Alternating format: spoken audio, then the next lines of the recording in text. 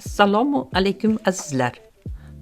Hurmatli obunachilar, kuzatuvchilar, sog' salomatsizlar. Bizning bugungi videomiz bulg'or qalampiri haqida bo'ladi. Bulg'or qalampiri eramizdan oldin madaniylashtirilgan. Hozirda yovvoyi holda uchramaydi.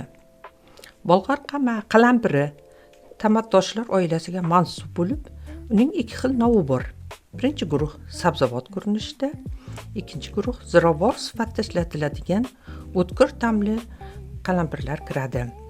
Bulg'or qalampirining sabzavot nomlari tarkibida qand, kraxmal 2,5%dan, oqsil 1,5%, moy, kletchatka, vitaminlar, vitamin C, vitaminlardan PP, B1, B6, E, K, u minerallardan natriy, kaliy, kalsiy, magniy, rux, fosfor tuslarini saqlaydi. Bulg'or qalampiri nafaqat mazali sabzavot, balki shifobaxsh ne'matdir. Siz yaxshi bilgan qizil, sariq va yashil bulg'or qalampirining har birining o'z rangiga xos xislati bor. Masalan, shirin qalampir barcha sabzavotlar ichida tarkibidagi C vitamini ko'pligi jihatdan u chempion.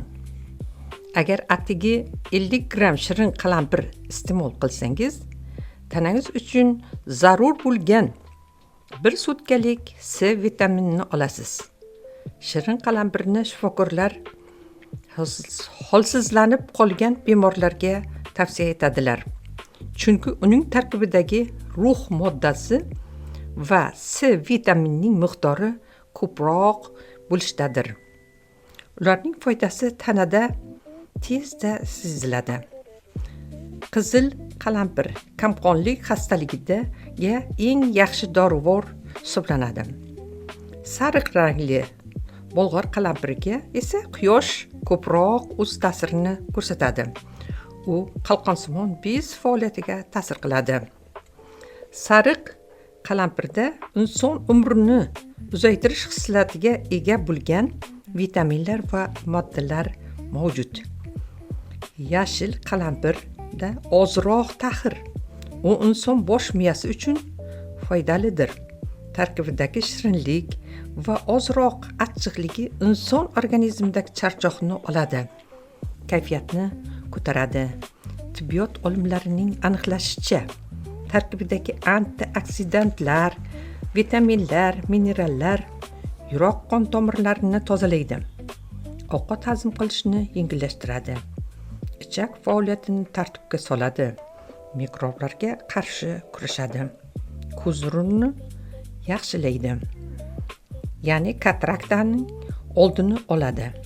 Onkologik hujayralarning rivojlanmasligiga ishtirok etadi. Immunni oshiradi.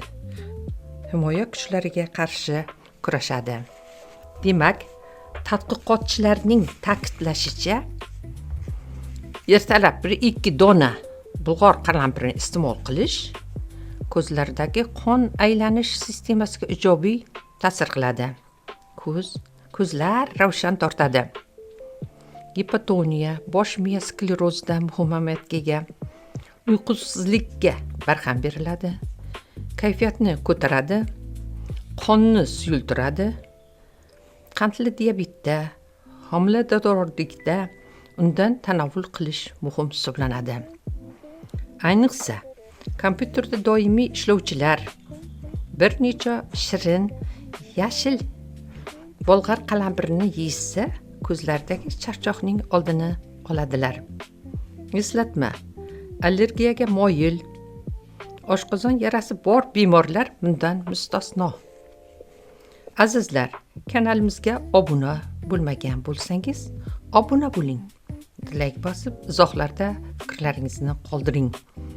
Bu bizga qiziq, zavq bag'ishlaydi. Kanalimiz ravnaqiga hissa qo'shgan bo'lasiz.